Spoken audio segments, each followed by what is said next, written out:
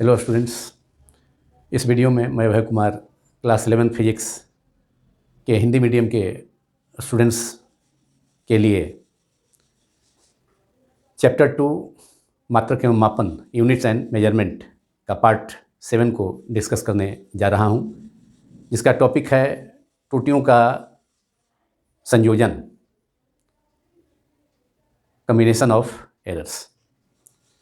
पहले यह जाना जाए कि त्रुटियों का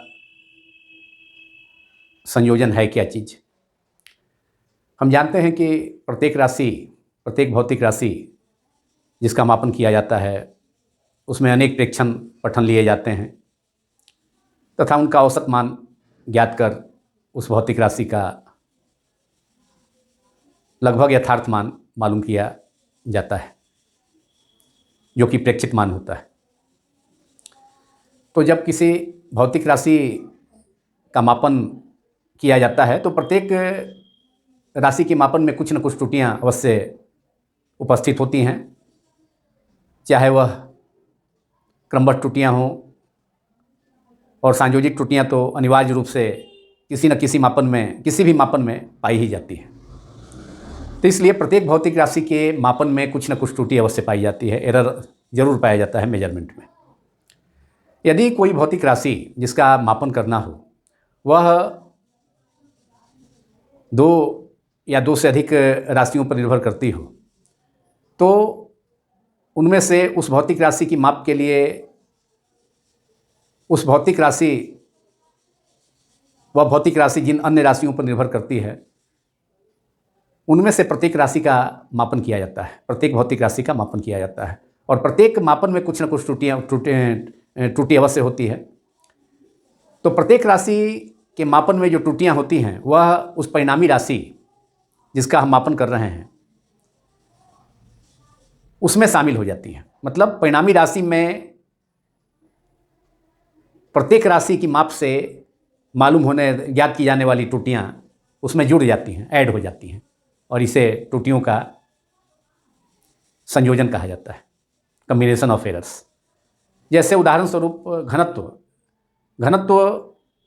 का फॉर्मूला होता है, किसी पदार्थ के प्रति इकाई आयतन में उपस्थित द्रव्यमान को घनत्व कहा जाता है। अतः घनत्व इक्वल टू द्रव्यमान बटा आयतन। तो जब हम घनत्व का मापन करते हैं तो द्रव्यमान में भी मापन करना होता है और आयतन में भी मापन करना होता है। तो द्रव्यमान की माप में भी त्रुटि होगी और आयतन की माप में भी त्रुटि होगी। तो द्रव्यमान की माप में त्रुटि तथा आयतन की माप में त्रुटि वह दोनों शामिल हो जाएगी घनत्व के माप में त्रुटि में। मतलब घनत्व की माप में जो त्रुटि होगी वह द्रव्यमान की माप में त्रुटि प्लस आयतन की माप में त्रुटि, दोनों की सम्मिलित त्रुटि होगी। दोनों की त्रुटियां मतलब द्रव्यमान की माप में त्रुटि, मापित मान मतलब द्रव्यमान की माप में त्रुटि तथा आयतन की माप में जो त्रुटि होगी वह घनत्व की माप में त्रुटि के रूप में सम्मिलित हो जाएगी। मतलब घनत्व परिणामी राशि है जो कि द्रव्यमान और आयतन पर निर्भर करता है। तो द्रव्यमान की माप में त्रुटि तथा आयतन की माप में त्रुटि वह घनत्व की माप में त्रुटि के मतलब दोनों त्रुटियां, द्रव्यमान की माप में त्रुटि तथा आयतन की माप में त्रुटि वह जुड़ जाती है घनत्व की माप में। तो इस प्रकार घनत्व की माप में जो त्रुटि होगी वह द्रव्यमान की माप में त्रुटि या प्लस आयतन की माप में त्रुटि, मतलब दोनों राशियों की माप में सम्मिलित त्रुटियों के योगफल के बराबर होगी, जिसे हम गणितीय रूप से भी देख सकते हैं। तो अब फर्स्ट केस इसमें है त्रुटियों का संचरण में दो राशियों के जोड़ से जो परिणामी राशि होगी उसमें कितनी त्रुटि होगी, उसकी माप में अधिकतम त्रुटि क्या होगी, इसे मालूम करना है। तो दो राशियों के योग मतलब सम, जोड़ में त्रुटि, error in the sum of two quantities. तो माना कि दो राशियां हैं, भौतिक राशियां हैं, दो राशियां हैं ए तथा बी, और उनके जोड़ से, क्योंकि यहाँ पर जोड़ में त्रुटि देखना है, दो राशियों के जोड़ से प्राप्त परिणामी राशि में हमको महत्तम त्रुटि मालूम करना है। तो माना कि दो राशियां ए तथा बी है तथा उनके योग से प्राप्त परिणामी राशि सी है। तो इसलिए दो राशियाँ ए तथा बी हैं, परिणामी राशि सी है, दोनों के जोड़ से जो प्राप्त हुआ है, इसलिए परिणामी राशि दो राशियों का योग का जो परिणामी राशि होगा, रिजल्टेंट क्वांटिटी, परिणामी राशि C is equal to A plus B, जहाँ ए तथा बी दो राशियाँ हैं और उनके योग से प्राप्त परिणामी राशि सी है। अब माना कि ए में डेल्टा ए, मान लिया जाए कि डेल्टा ए क्या है, ए की माप में निरपेक्ष त्रुटि, राशि ए की माप में निरपेक्ष त्रुटि डेल्टा ए हो गया, क्योंकि मैंने बताया था पिछले वीडियो में कि निरपेक्ष त्रुटि को डेल्टा संकेत से सूचित किया जाता है, जो कि एक ग्रीक लेटर है, ग्रीक यूनानी शब्द है, यूनानी संकेत है। निरपेक्ष त्रुटि डेल्टा ए हो गया, राशि ए की माप में निरपेक्ष त्रुटि। डेल्टा बी, ये डेल्टा ही ग्रीक लेटर है, ग्रीक सिंबल डेल्टा, राशि बी, डेल्टा बी क्या है, राशि बी की माप में निरपेक्ष त्रुटि।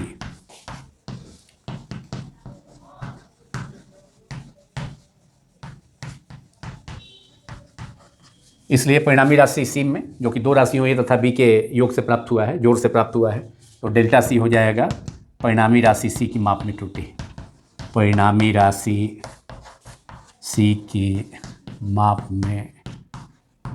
निरपेक्ष त्रुटि। इसलिए अब प्रत्येक राशि का ए का मापित मान कितना हो जाएगा, मतलब ए का मापा गया मान अब होगा, क्योंकि त्रुटि अब अभी तक त्रुटि इसमें हम शामिल नहीं किए हैं, अब त्रुटि शामिल हो गई तो ए का मापित मान हो जाएगा ए प्लस माइनस डेल्टा ए, क्योंकि त्रुटियाँ धनात्मक भी हो सकती हैं, ऋणात्मक भी हो सकती हैं। इसलिए ए का मापित मान या जो वास्तविक मान होगा ए प्लस माइनस डेल्टा ए, और बी का भी मापित मान या वास्तविक मान हो जाएगा B plus minus delta B. इसलिए परिणामी राशि सी का मापित मान हो जाएगा या वास्तविक मान C plus minus delta C. इसलिए समीकरण 1 को लिखा जा सकता है। इसलिए समीकरण 1 से सी का मापित मान क्या हो जाएगा, C plus minus delta C is equal to A plus minus क्यों लिया जाता है, इसलिए कि त्रुटियाँ दोनों तरह की हो सकती हैं, धनात्मक भी हो सकती हैं, ऋणात्मक भी हो सकती हैं। तो मापा गया मान ए तथा बी तो राशि का सही मान है, सी सही मान है, तो उस मान से या तो मापित मान थोड़ा सा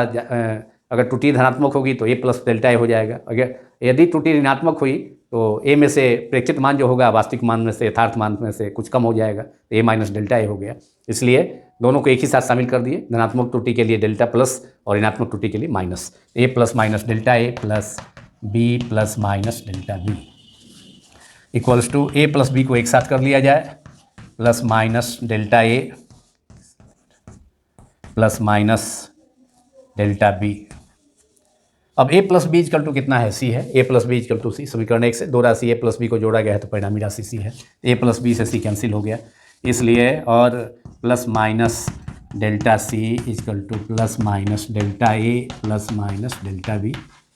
ये समीकरण 2 हो गया। इस अब हमें मालूम क्या करना है, परिणामी राशि सी जो कि दो राशियों ए तथा बी के जोड़ से प्राप्त हुई है, तो परिणामी राशि में त्रुटि का अधिकतम मान क्या होगा वो हमें मालूम करना है। तो इसलिए परिणामी राशि की माप में अधिकतम त्रुटि कितना होगा, तो उसके लिए केवल प्लस साइन लिया जाएगा, तब त्रुटि का मान अधिकतम होगा। इसलिए परिणामी राशि सी की माप में त्रुटि का परिणामी राशि सी की माप में त्रुटि का निरपेक्ष त्रुटि का अधिकतम मान, तो अधिकतम मान कितना हो जाएगा परिणामी राशि में, परिणामी, इसलिए परिणामी राशि सी की माप में कौन सी त्रुटि है, डेल्टा सी, निरपेक्ष त्रुटि है, निरपेक्ष त्रुटि का महत्तम मान या अधिकतम मान, मैक्सिमम वैल्यू, महत्तम मान क्या हो जाएगा, प्लस, केवल प्लस साइन लेना होगा, तो इसलिए माइनस साइन को दोनों तरफ से छोड़ देंगे, दोनों माइनस साइन को छोड़ देंगे महत्तम मान के लिए, तो plus delta C means delta C is equal to plus delta A means delta A plus delta B,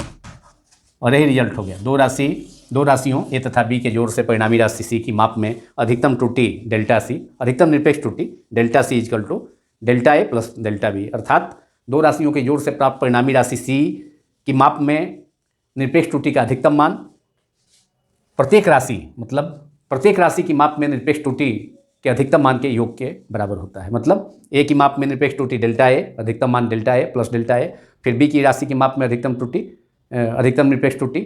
या निरपेक्ष त्रुटि का अधिकतम मान डेल्टा बी। इसलिए परिणामी राशि सी की माप में निरपेक्ष त्रुटि का अधिकतम मान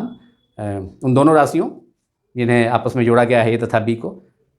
तो उनमें से प्रत्येक राशि की माप में निरपेक्ष त्रुटि के अधिकतम मान के योगफल के बराबर होता है, और यही रिजल्ट है, यही अंतिम परिणाम है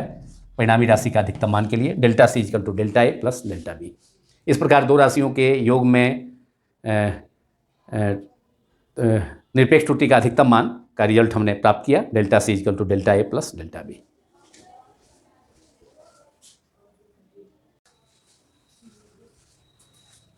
अब दूसरी स्थिति, दो राशियों के घटाव या अंतर में त्रुटि।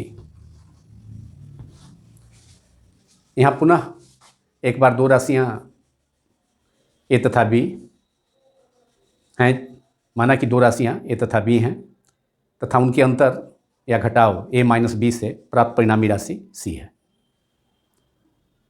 कोई दूसरा भी मान सकते हैं, दो राशियाँ पी तथा क्यू मान सकते हैं, दो राशियाँ पी तथा क्यू हैं तथा उनके घटाव या अंतर से प्राप्त परिणामी राशि आर है। या दो राशियाँ एक्स तथा वाई हैं तथा उनके अंतर से या उनके घटाव से प्राप्त परिणामी राशि जेड है, वो भी माना जा सकता है। तो माना कि दो राशियाँ एक्स तथा वाई हैं और उनके अंतर से घटाव से प्राप्त परिणामी राशि जेड है, यहाँ परिवर्तन के तौर पर ले लिया जाए, ए तथा बी भी लिया जा सकता है। तो दो राशियों एक्स तथा वाई के अंतर का घटाव, मतलब एक्स, पहली राशि एक्स है, दूसरी राशि वाई है, दोनों के अंतर से प्राप्त, दोनों का अंतर घटाव से प्राप्त भी, दो राशियों को जोड़ने से भी, दो राशियों को जोड़ेंगे तो ऊपर भी परिणामी राशि प्राप्त होगी, दो राशियों को घटाएंगे तो ऊपर भी परिणामी राशि होगी। लेकिन यह बात अलग है कि ये दोनों राशियाँ एक ही तरह की होनी चाहिए, जैसे कि दो लंबाइयाँ अलग अलग हो सकती हैं, या दो तापमान अलग अलग हो सकता है, दो द्रव्यमान अलग अलग हो सकता है, उसको जोड़ेंगे दो अलग अलग द्रव्यमानों को तो परिणामी राशि भी द्रव्यमान होगा। दो लंबाइयों को जोड़ेंगे या घटाएंगे तो परिणामी राशि भी लंबाई ही होगी। दो तापमानों को, दो डिफरेंट तापमान, दो अलग अलग तापमानों को, तापों को जोड़ा जाए जैसा या घटाया जाए तो पर भी परिणामी राशि तापमान ही होगा। तो एक्स माइनस वाई, दो राशियाँ एक्स तथा वाई हैं, उनके अंतर से प्राप्त परिणामी राशि मान लिया कि जेड है, तो X equal to X minus Y, यह इक्वेशन 1 हो गया। दूसरी स्थिति में, मतलब जब दो राशियों के घटाव या अंतर में त्रुटि को डिस्कस किया जा रहा है उस स्थिति में। अब माना कि फिर जेड एक्स में, राशि एक्स की माप में निरपेक्ष त्रुटि डेल्टा एक्स है, राशि वाई की माप में निरपेक्ष त्रुटि डेल्टा वाई है तथा जेड, राशि जेड की माप में, परिणामी राशि जेड की माप में त्रुटि डेल्टा जेड है। यहाँ डेल्टा एक ग्रीक लेटर है, यूनानी शब्द है, संकेत डेल्टा, जैसा कि मैंने पहले केस में भी, पहली स्थिति में भी बतलाया। तो यहाँ परिणामी राशि दो राशियों एक्स तथा वाई के अंतर से प्राप्त हुई है परिणामी राशि Z equal to X minus Y. अब जेड का एक्स का मापित मान कितना हो जाएगा, मापा गया मान, अगर निरपेक्ष त्रुटि शामिल किया जाए डेल्टा एक्स में, वाई में डेल्टा वाई, तो एक्स का मापित मान कितना हो जाएगा, X plus minus delta Y, minus बीच में माइनस साइन है, दो राशियों का अंतर है, उससे प्राप्त परिणामी राशि सी जेड है। और वाई का मान हो जाएगा कितना, Y plus minus delta Y, Y का मापित मान, जब त्रुटि शामिल हो गया, निरपेक्ष त्रुटि शामिल हो गई वाई में डेल्टा वाई। तो और जैसा कि मैंने बतलाया कि त्रुटियाँ, एक्स की माप में त्रुटि तथा वाई की माप में निरपेक्ष त्रुटि, तो दोनों की माप में निरपेक्ष त्रुटियाँ शामिल हो जाएंगी किसमें, परिणामी राशि की माप में निरपेक्ष त्रुटि के, जिसे त्रुटियों का संयोजन भी कहा जाता है, शुरू में ही बताया हमने। तो जेड की माप में, परिणामी राशि जेड की माप में कितनी त्रुटि हो जाएगी, जेड, परिणामी राशि जेड का मापित मान कितना हो जाएगा, Z plus minus delta Z. अब यहाँ पर x माइनस वाई, इसमें से एक साथ कर लिया जाए, जिससे कि x माइनस वाई, दोनों का अंतर कितने के बराबर है, दो राशियों का अंतर परिणामी राशि जेड के बराबर है। तो जेड से x माइनस वाई कैंसिल हो जाएगा, दोनों बराबर है, क्योंकि x minus Y equal to Z है, और Z plus minus delta Z equal to X minus Y plus minus delta X, और ये माइनस प्लस माइनस और फिर माइनस माइनस प्लस, तो यहाँ चिन्ह बदल जाएगा, माइनस प्लस, ऊपर में प्लस है तो माइनस प्लस माइनस, और नीचे में माइनस माइनस प्लस, चिन्ह बदल जाएगा, ऊपर का प्लस चिन्ह माइनस हो जाएगा और नीचे का माइनस चिन्ह प्लस हो जाएगा, प्लस डेल्टा वाई। और अब X minus Y equal to Z है, X minus Y equal to Z समीकरण एक से है, तो इसलिए एक्स माइनस वाई को जेड से कैंसिल करा दिए, इसलिए रिजल्ट क्या आया, प्लस माइनस डेल्टा जेड, मतलब परिणामी राशि जेड की माप में निरपेक्ष त्रुटि का धनात्मक और ऋणात्मक मान दोनों है यहाँ, तो यहाँ plus minus delta X minus plus delta Y. अब परिणामी राशि जेड, दो राशियों एक्स माइनस वाई के, एक्स तथा वाई के घटाव या अंतर से प्राप्त परिणामी राशि जेड की माप में निरपेक्ष त्रुटि, यहाँ तो दोनों है प्लस माइनस है, लेकिन अधिकतम मान के लिए क्या होगा, प्लस चिन्ह लेना होगा, माइनस साइन को नेगलेक्ट करना होगा, माइनस साइन को छोड़ना होगा, इसलिए इस रिजल्ट में हमें परिणामी राशि जेड की माप में निरपेक्ष त्रुटि का अधिकतम मान कितना हो जाएगा, जेड की माप में निरपेक्ष त्रुटि का अधिकतम मान, जेड मतलब परिणामी राशि है कि माप में निरपेक्ष त्रुटि का महत्तम मान या अधिकतम मान, maximum value in the measurement of resultant quantity Z, maximum value of absolute error in the measurement of the resultant quantity Z, महत्तम मान कितना हो जाएगा, प्लस केवल चिन्ह लेंगे तो डेल्टा जेड, माइनस को छोड़ना होगा क्योंकि महत्तम मान प्लस साइन से ही प्राप्त हो सकता है, और प्लस डेल्टा जेड का मतलब डेल्टा एक्स प्लस, यहाँ भी माइनस प्लस डेल्टा वाई है तो यहाँ प्लस डेल्टा वाई। रिजल्ट फिर से एक बार वही आया जो कि दो राशियों के संयोजन में या दो राशियों के जोड़ में से प्राप्त परिणामी राशि में निरपेक्ष त्रुटि का जो अधिकतम मान आया था वही रिजल्ट फिर यहाँ पर भी आ रहा है कि delta Z equal to delta X plus delta Y. तो इससे यह स्पष्ट हुआ कि दो राशियों का जोड़ है या दो राशियों का अंतर है, दोनों ही स्थितियों में परिणामी राशि की माप में निरपेक्ष त्रुटि का अधिकतम मान उन दोनों में से प्रत्येक राशि की माप में निरपेक्ष त्रुटियों के योगफल के बराबर होगा। तो यहाँ भी वही रिजल्ट है, delta Z equal to delta X plus delta Y. इस प्रकार जोड़ तथा घटाव मतलब दो राशियों के जोड़ में त्रुटि तथा दो राशियों के अंतर में त्रुटि, घटाव में त्रुटि का रिजल्ट सेम है कि परिणामी राशि में निरपेक्ष त्रुटि का अधिकतम मान प्रत्येक राशि में निरपेक्ष त्रुटि के अधिकतम मानों के योगफल के बराबर होगा।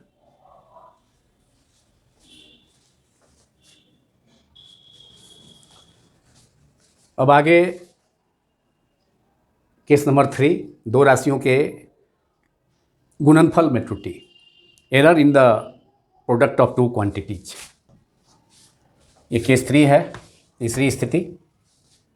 त्रुटियों का संयोजन की तीसरी स्थिति, गुणनफल में त्रुटि, दो राशियों के गुणनफल प्रोडक्ट में त्रुटि। दो राशियों के गुणनफल में त्रुटियां कैसे संचरित होंगी,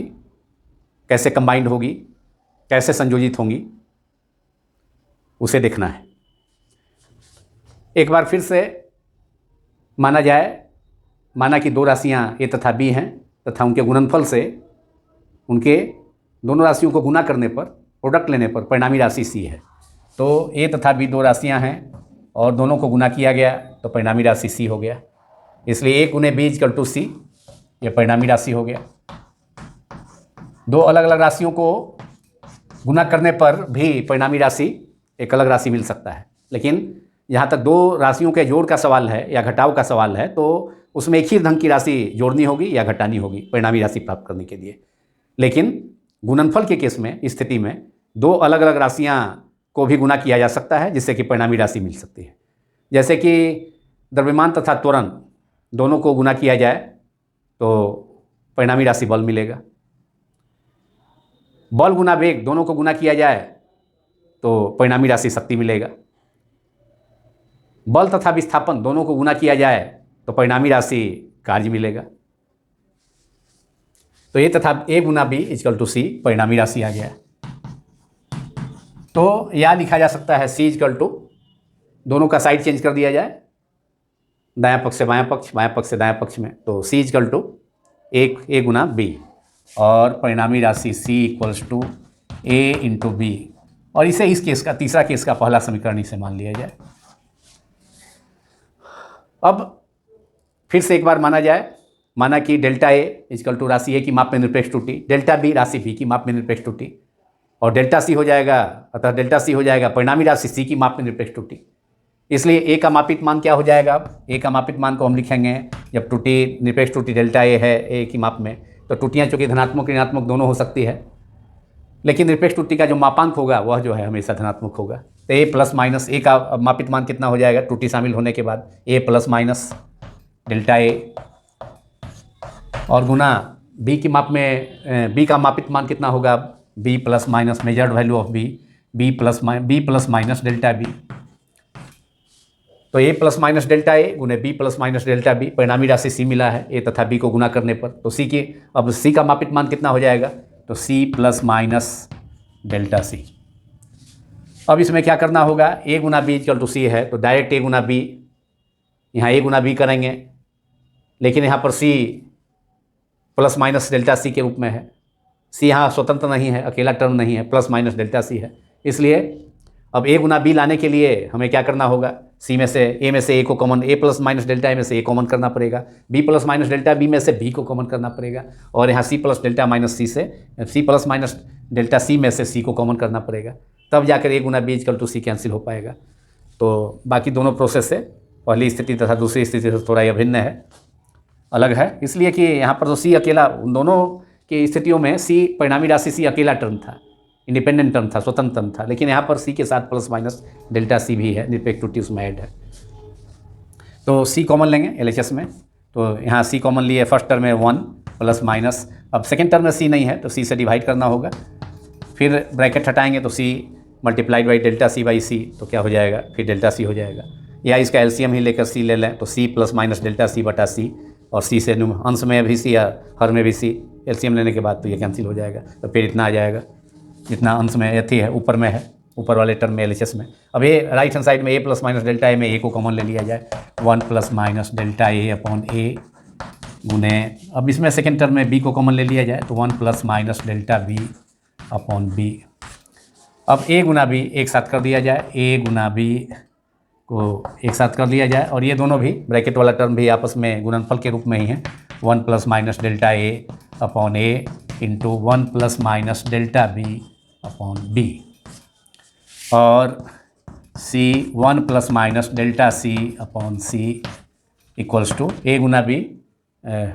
उसके बाद under bracket 1 plus minus delta A by A into 1 plus minus delta B by B.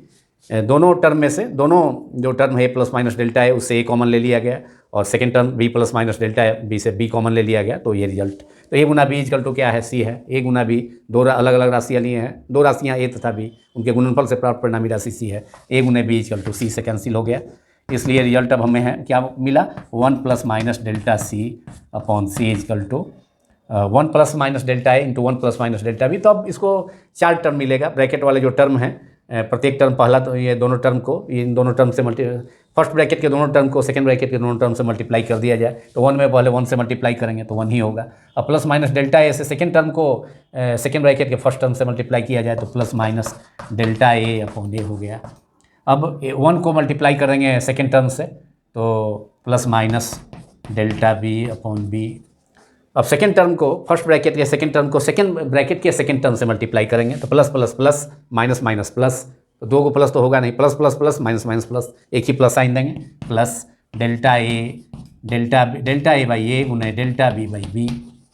अब डेल्टा ए तथा डेल्टा बी निरपेक्ष त्रुटि है, ए की माप में निरपेक्ष त्रुटि डेल्टा ए, बी की माप में निरपेक्ष त्रुटि डेल्टा बी, और ए तथा बी दोनों राशियों के अलग अलग राशियों के वास्तविक मान हैं, उनके यथार्थ मान हैं, जिसका माप करना है वो राशियाँ दोनों राशियाँ ए तथा बी हैं। तो वैसी स्थिति में डेल्टा ए तथा डेल्टा बी का मान तो प्रोडक्ट काफ़ी कम होगा, निरपेक्ष त्रुटि का मान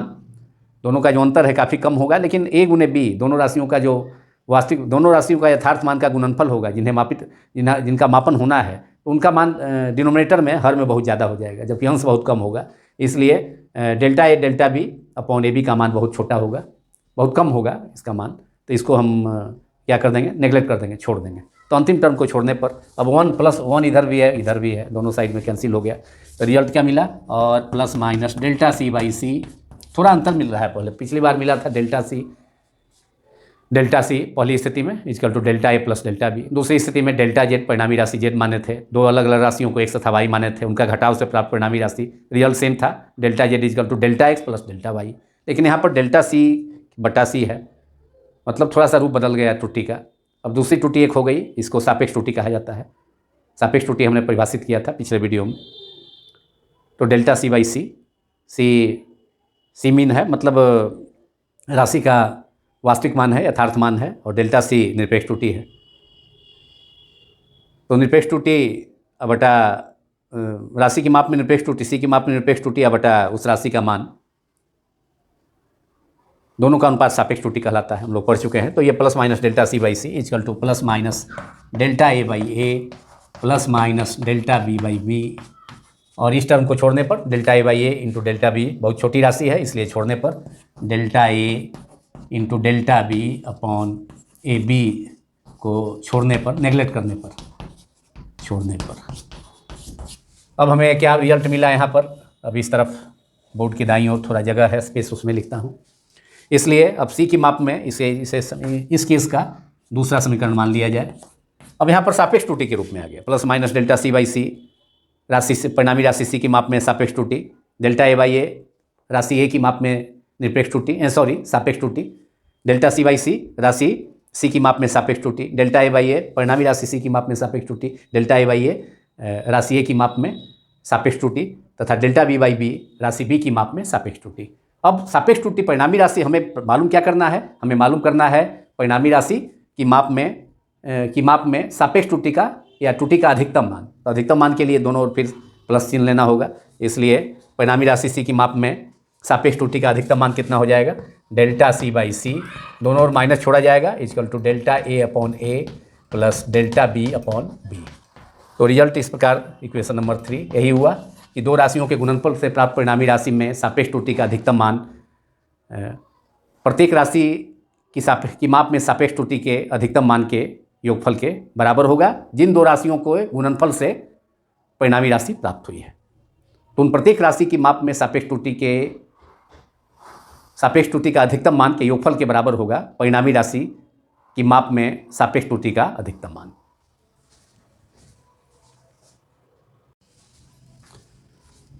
अब नंबर 4, त्रुटियों का संयोजन की चौथी स्थिति। दो राशियों के भाग या भागफल में त्रुटि, error in the division of two quantities. जब एक राशि में दूसरी राशि से भाग दिया जाए तो परिणामी राशि प्राप्त हो सकती है। जैसे बल में द्रव्यमान से भाग दिया जाए तो परिणामी राशि तुरंत प्राप्त होता है। कार्य में समय से भाग दिया जाए तो परिणामी राशि शक्ति प्राप्त होता है। तो माना कि दो राशियां ए तथा बी हैं तथा राशि ए में बी से भाग देने पर परिणामी राशि सी है। तो ए बटा बी इक्वल्स टू सी, या इसको साइड चेंज कर दिया जाए, RHS को LHS में, LHS को RHS में, C equal to A by B. अब इसे इस फोर्थ केस का पहला इक्वेशन मान लिया जाए। अब पुनः माना कि राशि ए की माप में निरपेक्ष त्रुटि डेल्टा ए है, राशि बी की माप में निरपेक्ष त्रुटि डेल्टा बी है। तो परिणामी राशि सी जो कि एक राशि ए में बी से भाग देने पर प्राप्त हुई है, तो परिणामी राशि सी की माप में निरपेक्ष त्रुटि कितनी होगी, डेल्टा सी होगी। इसलिए ए का मापित मान कितना हो जाएगा, त्रुटि शामिल होने के बाद A plus minus delta A, B का मापित मान हो जाएगा B plus minus delta B, तथा सी का परिणामी राशि सी का मापित मान हो जाएगा measured value C plus minus delta C. इसलिए C plus minus delta C equal to A plus minus delta A राशि ए का मापित मान और बी का मापित मान B plus minus delta B. और अब यहाँ पर C A by B equal to C है, लेकिन यहाँ पर इस इक्वेशन में C plus minus delta C equal to A plus minus delta A upon B plus minus delta B में सी स्वतंत्र नहीं है, ए भी स्वतंत्र नहीं है, बी भी स्वतंत्र नहीं है, जो कि सी में डेल्टा सी प्लस माइनस है और ए में भी plus minus delta A term added है और बी में भी प्लस माइनस डेल्टा बी है। इसलिए अब फिर से एक बार गुना की तरह ही इसमें फिर से दोनों पक्षों में कॉमन लेना होगा प्रत्येक टर्म में। तो सी कॉमन ले लिया जाए परिणामी राशि में बाएं पक्ष में तो सी कॉमन लिया तो 1 प्लस माइनस, सेकेंड टर्म में सी नहीं है तो सी से डिवाइड करना होगा, तो 1 प्लस सी कॉमन ले लिया गया ब्रैकेट के बाहर, तो 1 plus minus delta C by C. और बाएं पक्ष के हर में अंश में A plus minus delta A है तो ए कॉमन लिया जाएगा 1 plus minus delta A upon A, और हर में फिर बी कॉमन ले लिया जाए B 1 plus minus delta B upon B. अब A by B equal to C, A by B equal to C है, राशि ए में राशि बी से भाग दिए परिणामी राशि, तो ए बाई बी RHS में है तो ये कैंसिल हो गया LHS से, सी से, A by B equal to C है। अब हमें प्राप्त हुआ 1 plus minus delta C by C बाएँ पक्ष में है और दाएँ पक्ष में 1 plus minus delta A upon A, और नीचे वाला जो टर्म है हर में ए डिनोमिनेटर में 1 plus minus delta B by B power 1 है, इसको ऊपर ले जाना होगा क्योंकि नीचे में रखने से कोई रिजल्ट प्राप्त नहीं होगा। ऊपर ले जाएंगे तो दोनों ब्रैकेट का में जो टर्म्स हैं उनके गुणनफल से हमें रिजल्ट प्राप्त हो सकता है। तो A plus minus 1 plus minus delta A by A हो जाएगा और नीचे वाला term 1 plus minus delta B upon B, नीचे पावर 1 है ऊपर आके -1 हो जाएगा। अब यहाँ पर द्विपद विस्तार का उपयोग करेंगे, बाइनोमियल एक्सपेंशन का, जिसमें पहला टर्म 1 है और दूसरा टर्म x होता है 1 प्लस एक्स का power n equal to 1 plus N X. जो चर राशि x है उसके पहले n जो घात है वह गुना हो जाता है। यहाँ दोनों टर्म में एक्स के जगह सेकेंड टर्म में यूज करना होगा। फर्स्ट टर्म में तो करने की ज़रूरत ही नहीं है, सेकेंड टर्म में करना होगा। तो एक्स एन के जगह -1 है और एक्स की जगह डेल्टा बी बाई बी है। तो -1 जो घात है सेकेंड ब्रैकेट में, तो ब्रैकेट के बाहर तो ऊपर में जो घात है वह delta B by B term के पहले गुना हो जाएगा। तो और 1 plus minus delta C by C equals to 1 plus minus delta A upon A, और यहाँ सेकेंड ब्रैकेट में हो जाएगा 1 minus plus delta B upon B. अब हमें दोनों ब्रैकेट का में जो टर्म है वह गुणनफल के रूप में आ गया, तो सीधा गुना के रूप में तो गुना करेंगे। फर्स्ट ब्रैकेट के दोनों टर्म्स को दोनों सेकेंड ब्रैकेट के दोनों टर्म्स से मल्टीप्लाई करेंगे। तो अब हमें रिजल्ट मिलेगा, और 1 plus minus delta C by C LHS में।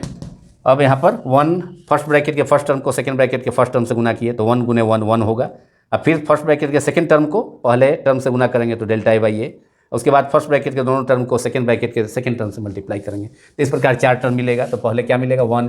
Plus minus delta A upon A, और फिर 1 को डेल्टा बी से करेंगे, बी बाई बी से तो minus plus delta B by B,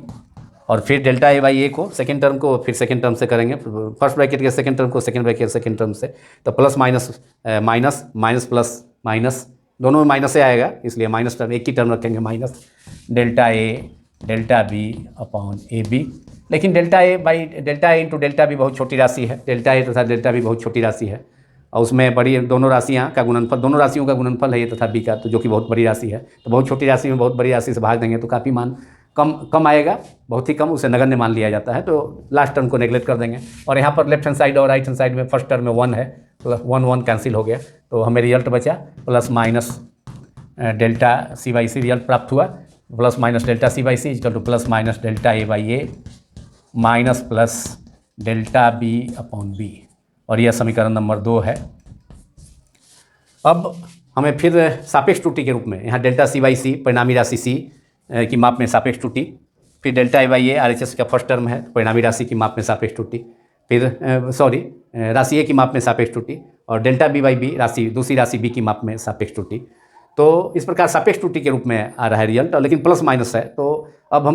हमें प्राप्त क्या करना है, हमें प्राप्त करना है परिणामी राशि सी की माप में त्रुटि, मतलब सापेक्ष त्रुटि है तो उसका अधिकतम मान प्राप्त करना है। तो अधिकतम मान के लिए प्लस साइन लेना होगा, दोनों साइड में माइनस साइन को छोड़ना होगा, इसलिए परिणामी राशि सी की माप में सापेक्ष त्रुटि का अधिकतम मान डेल्टा सी बाई सी, ए की माप में सापेक्ष त्रुटि delta A by A, B की माप में सापेक्ष त्रुटि डेल्टा बी बाई बी। यही रिजल्ट हमें मिला, और वही रिजल्ट मिला जो कि दो राशियों के गुणनफल से प्राप्त परिणामी राशि की स्थिति में था। वहाँ भी सेम रिजल्ट था, delta C by C equal to delta A by A plus delta B by B, अर्थात दो राशियों के भाग से प्राप्त परिणामी राशि में सापेक्ष त्रुटि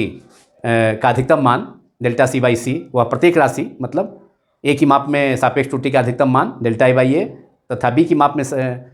में सापेक्ष त्रुटि का अधिकतम मान डेल्टा बी बाई बी के योगफल के बराबर है। तो गुना दो राशियों के गुना में तथा भागफल में, गुणनफल में तथा भागफल में जो त्रुटि होगी वह एक ही ढंग की त्रुटि, मन एक ही ढंग से वह त्रुटियों का संचरण होता है दोनों में।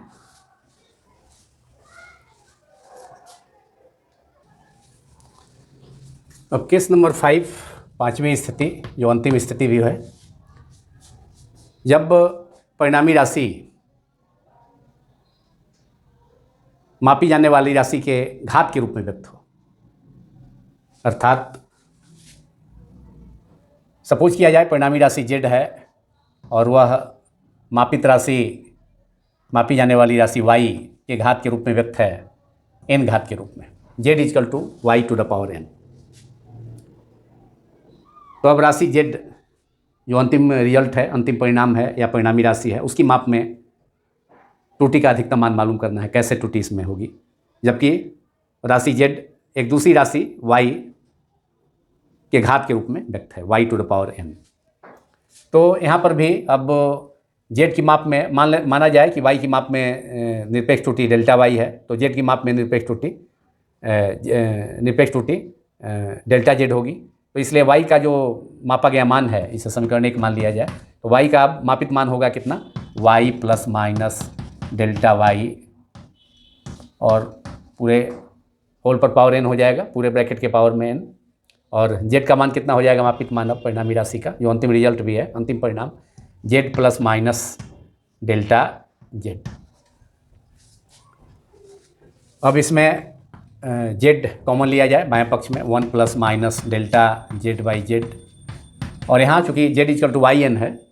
तो दोनों साइड में कैंसिल कराने के लिए अब यहाँ पर y plus minus delta Y N है तो यहाँ पर भी y कॉमन लेना होगा। तो y का कॉमन लेने का मतलब है y का पावर n कॉमन लेना होगा। तो y का पावर n बाहर कॉमन हो गया। तब यहाँ पर अंदर में y की जगह पर 1 प्लस माइनस, यहाँ पर सेकेंड टर्म में y नहीं है, डेल्टा y वाले टर्म में, तो यहाँ पर y से डिवाइड करना होगा। और यहाँ पावर n तो रहेगा ही, क्योंकि केवल हमने y का बाहर किया है। तो y को बाहर करने का मतलब है कि y का भी पावर है और डेल्टा y का भी पावर है, दोनों टर्म का पावर है, इससे y का पावर n बाहर किया है। तो 1 plus minus delta y by Y second bracket में, सेकेंड टर्म में y से डिवाइड हो जाएगा और पावर n रहेगा। अब यहाँ पर z equal to Y N cancel हो गया समीकरण 1 से, क्योंकि z y का पावर घात n, राशि y का घात n ही एक परिणामी राशि को दे रहा है, z को अंतिम परिणाम दे रहा है। तो अब हमें प्राप्त हुआ 1 plus minus delta Z upon Z equals to, अब फिर से एक बार बाइनोमियल थ्योरम का यूज कर दिया जाए, द्विपद विस्तार का, 1 प्लस एक्स का power n equal to 1 plus N X, और उच्च घात वाले टर्म को डेल्टा वाई बाई वाई का स्क्वायर, उसका पावर की उच्च घात के भी टर्म होंगे, लेकिन उसका मान काफ़ी छोटा जाएगा, क्योंकि वाई डिनोमिनेटर में है, हर में है, और इसका पावर बढ़ेगा डिनोमिनेटर में, तो जो रिजल्ट आएगा डेल्टा वाई बाई वाई का Y square delta Y by Y cube, तो उसका मान और घटता जाएगा, तो वह मान काफ़ी छोटा होगा। इसलिए केवल एक ही घात डेल्टा वाई बाई वाई तक ही, माने एक ही घात तक, मतलब n का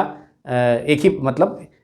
डेल्टा वाई वाई का एक ही घात तक का टर्म लिया जाता है, बाकी टर्म को नेगलेक्ट करते हैं, अगला टर्म को, क्योंकि उसका मान काफ़ी, अगले टर्म्स को नेगलेक्ट किया जाता है इसलिए कि छोड़ा जाता है, इसलिए उसका मान काफ़ी कम होगा। तो यहाँ पर 1 प्लस माइनस एक्स का power n equal to 1 plus minus n into x, तो एक्स की जगह डेल्टा वाई बाई वाई है तो n delta Y by y. अब 1 से 1 कैंसिल हो गया, तो इसलिए हमें रिजल्ट मिला plus minus delta Z upon z equal to plus minus n into delta Y y y, equation number 2। अब अंतिम परिणाम जो है वह हमें प्राप्त हुआ plus minus delta Z by Z, जो कि परिणामी राशि जेड की माप में सापेक्ष त्रुटि है, और यहाँ plus minus n delta Y by y, जिस राशि का मापन करना है,